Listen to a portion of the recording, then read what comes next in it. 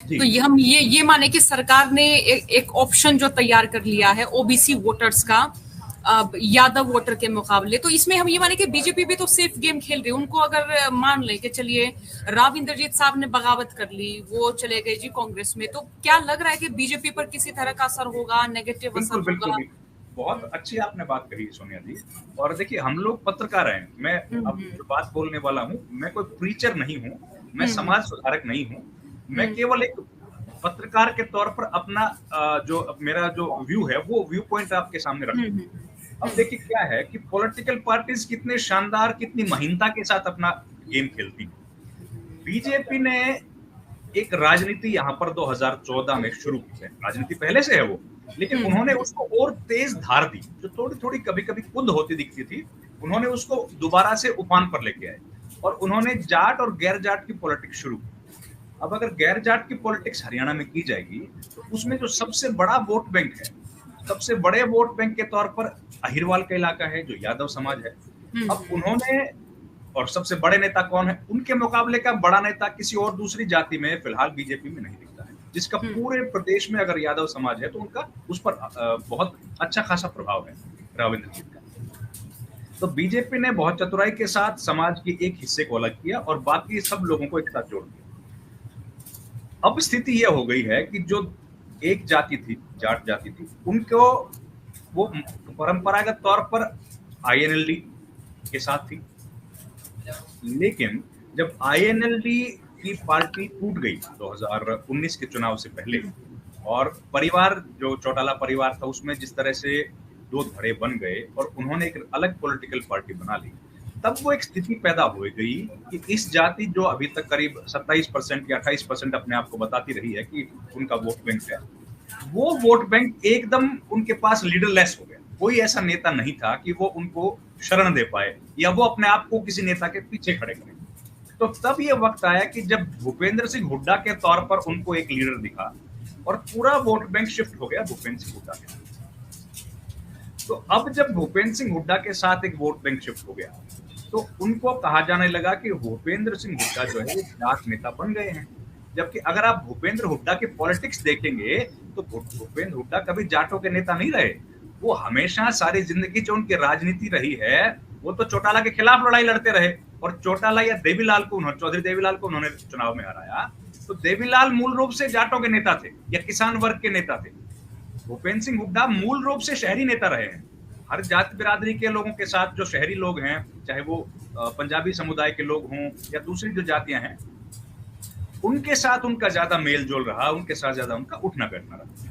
लेकिन जैसे ही विक्टर जो बंटवारा हुआ आईएनएलडी परिवार का, तो वो पूरा वोट बैंक शिफ्ट हो गया हुड्डा के साथ। अब हुड्डा के साथ जब वोट बैंक शिफ्ट हो गया, तो अब ये बात आमने सामने की हो गई। अगर हमने चौटाला हुड्डा को चुनाव में या कांग्रेस पार्टी को चुनाव में वोट दिया, तो एक किस्म से हम लोग हुड्डा को मजबूत कर रहे हैं और उसका फायदा कांग्रेस बीजेपी ने बहुत उठाया। अब बीजेपी ने इतना महीन तरीके से हर व्यक्ति के दिमाग में ये बात डाल दी कि ना तो कोई जाट अब बीजेपी को वोट डालना चाहता है, ना कोई यादव कांग्रेस पार्टी को वोट डालना चाहता है, और इसके पीछे कोई विकास का काम नहीं है, कोई रोजगार नहीं है, कोई किसानों का हितैषीपन नहीं है। इसके पीछे शुद्ध जातीय राजनीति है और वो जितनी महीनता के साथ डाल दिया गया है, तो उसके बाद लोगों को भी अब ये लगने लग गया है कि हम लोगों के लिए बीजेपी को खासतौर सॉरी माफ कीजिए, यादव समाज को खासतौर पर ये लगने लग गया कि हमारा जो अगर हमको किसी को वोट डालना है तो बीजेपी को डालना है, अगर कांग्रेस को वोट डालेंगे तो वो वोट एक जाति विशेष के नेता के पास चला जाएगा। तो जब बीजेपी इस बात से बिल्कुल संतुष्ट हो गई, जब बीजेपी को यह लग गया कि अब यादव समाज के पास कहीं और जाने के लिए कोई जगह नहीं बची और जाट समाज के पास कांग्रेस पार्टी से बाहर आने के लिए कोई जगह नहीं बची, जब इन दोनों समाजों के बीच में इतना भारी बंटवारा उन्होंने कर दिया और जब वो सेटिस्फाई हो गए कि अब यादव समाज का कोई नेता उनके चाहे राव इंद्रजीत रहे या ना रहे, लेकिन यादव समाज का वोट अब बीजेपी से दूर नहीं जाएगा, तब उन्होंने बाकी जो नॉन ओबीसी है, खासतौर पर जो जिनका तबका थोड़ा संख्या में थोड़ी सी कम है, चाहे वो सैनी समाज है, या उनके साथ जुड़े जितने भी ओबीसी जो गुर्जर समाज है, जितने भी सारी जातियां हैं, उन सब जातियों को कंसोलिडेट करने की कोशिश की है और उसमें काफी कामयाबी बीजेपी को मिली है।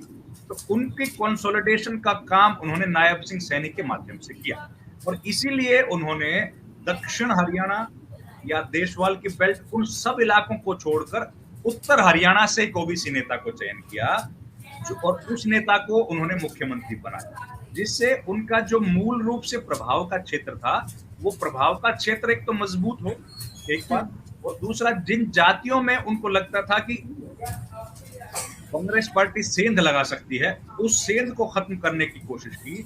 और बीजेपी इतनी कॉम्प्लिसेंट हो गई है, बीजेपी इतनी कॉन्फिडेंट है कि अहिरवाल का वोट उनके साथ हमेशा बना रहेगा, उसको जाने के लिए अब कोई जगह नहीं बची है। तब जाकर के उन्होंने ये सोचा है, ये कोशिश की है कि अब अगर हम लोग राव इंद्रजीत को कोई बड़ा पद नहीं देते हैं तो भी हमको कोई नुकसान नहीं है। तो उस नुकसान को कवर अप करने के बाद, उस रिस्क का असेसमेंट करने के बाद अब बीजेपी ने ये स्टेप लिया है कि काफी सोच विचार के समझने के बाद कि अब हम लोग उत्तर हरियाणा से एक नॉन यादव ओबीसी को बड़ा चेहरा बनाते हैं और अब इस हिसाब से हम लोग चुनाव मैदान में जाएंगे। तो दक्षिण हरियाणा का मैं अब क्या मानूं कि राजनीतिक तौर पर कितना प्रतिनिधित्व मानूं, अब किन नेताओं को मैं मानूं कि वो फिलहाल हमें नजर आ सकते हैं बढ़ते हुए, चाहे वो कांग्रेस में हो चाहे वो बीजेपी में हो?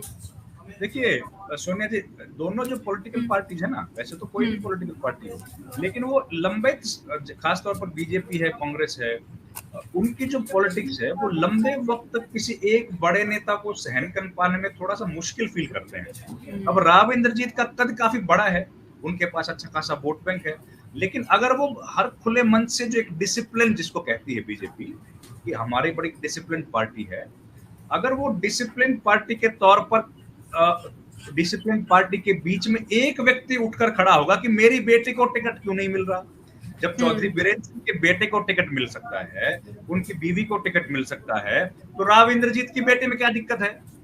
तो जब ये बातें वो कह सकते हैं मंच से, एक बात, दूसरी बात वो कहते हैं कि मेरी वजह से सरकार बनी है 2 बार, वो ये कह सकते हैं कि मुझे मंत्री, केंद्र में कैबिनेट मंत्री नहीं बनाया जा रहा, मुझे मुख्यमंत्री नहीं बनाया जा रहा। तो इस तरह की जब बातें होती हैं तो खासतौर पर बीजेपी जैसी पार्टी में, जिसका चरित्र हमने देखा कि जो एक व्यक्ति ने जो बात कही उस वही बात तमाम कार्यकर्ता बोलते हैं, उस तरह का लोकतांत्रिक प्रणाली बीजेपी में साफ तौर पर देखने को नहीं मिलता। हो सकता है इंटरनली इनका जो डेमोक्रेटिक सेटअप हो, पार्टी जब अपने फोरम पे बात करती है तो हो सकता है वहां पर सब लोग नेता अपने खुल के बात करते हो, लेकिन कम से कम मीडिया के सामने जिस तरह से बात होती है, तो जो प्रधानमंत्री ने बोल दिया या पार्टी के राष्ट्रीय अध्यक्ष ने जो बात बोली या स्टेट में मुख्यमंत्री या प्रदेश अध्यक्ष ने जो बात बोली, सब छोटे बड़े कार्यकर्ता उसी बात को दोहराते हैं। लेकिन राव इंद्रजीत अगर कह रहे हैं कि भाई मेरी बेटी को टिकट मिलना चाहिए, तो वो तो पार्टी लाइन तो नहीं है। पार्टी लाइन तो है कि आपको जो दे दिया अब आप चुप रहिए, आप कार्यकर्ता बन के बैठिए। यही बात चौधरी बीरेंद्र सिंह ने कही। जब वीरेंद्र सिंह बीजेपी से बाहर आए तो उन्होंने कहा कि वहां पे तो सब कार्यकर्ता हैं, भाई मैंने 50-55 साल पॉलिटिक्स में लगा दिया, मैं कार्यकर्ता ही रहूंगा क्या, कभी तो वरिष्ठ बनूंगा। और वहां पे लेके कहते हैं कि आप कार्यकर्ता ही हो। तो बीजेपी का जो वो डिसिप्लिन है, जो सो कॉल्ड डिसिप्लिन है, उसमें मुझे लगता है कहीं ना कहीं राव इंद्रजीत फिट नहीं हो रहे थे। इसलिए राव इंद्रजीत को अब शायद कट टू द साइज उनको कर दिया गया है कि भाई ये पॉलिटिक्स आप कीजिए, तो इससे ज्यादा यहाँ पर डिमांड करना थोड़ा सा आपके लिए मुश्किल होगा। अब प्रतिनिधित्व की जहां तक बात है, तो राव इंद्रजीत ये प्रभाव, घटता हुआ प्रभाव हम लोगों ने तब देख लिया जब नायब सिंह सैनी की सरकार में मंत्री परिषद का गठन होना था। उन्होंने जिन नामों को आगे बढ़ाया उसमें केवल एक डॉक्टर बनवारी लाल के नाम पर सहमति मिली, उनके अलावा किसी भी व्यक्ति को मंत्री परिषद में शामिल नहीं किया गया। उसके बाद उन्होंने अभय सिंह यादव, जो नांगल चौधरी के विधायक हैं और जल मंत्री हरियाणा में राज्य मंत्री का दर्जा, उनको स्वतंत्र प्रभार, उनको जब मंत्री बनाया गया तो उनका उन्होंने विरोध किया क्योंकि वो उनके खिलाफ बोलते हैं। उसके अलावा एक अरविंद यादव वहां पर नेता हैं और उनको चेयरमैन बना दिया गया था। तो ये तमाम चीजें जो बीजेपी में हुई हैं। उसके अलावा डॉक्टर सुधा यादव को पार्लियामेंट्री बोर्ड का सदस्य बना दिया गया। और राव इंद्रजीत के मंत्री होने के बावजूद उस इलाके में भूपेंद्र यादव को भी स्थापित करने की कोशिश बीजेपी ने शुरू में करी। तो ये तमाम चीजें कहीं ना कहीं इस बात को इशारा कर रही थी कि अब राव इंद्रजीत से बीजेपी छुटकारा पाना चाहती है, अब उनको शायद और तवज्जो नहीं देना चाहती और उनके ऑल्टरनेट के तौर पर वो कोई ना कोई रास्ता ढूंढ रही है। और इसी वजह से बीजेपी ने राव इंद्रजीत को बार बार एक ही पद पे रखा और उनके कहने से मंत्री नहीं बनाए।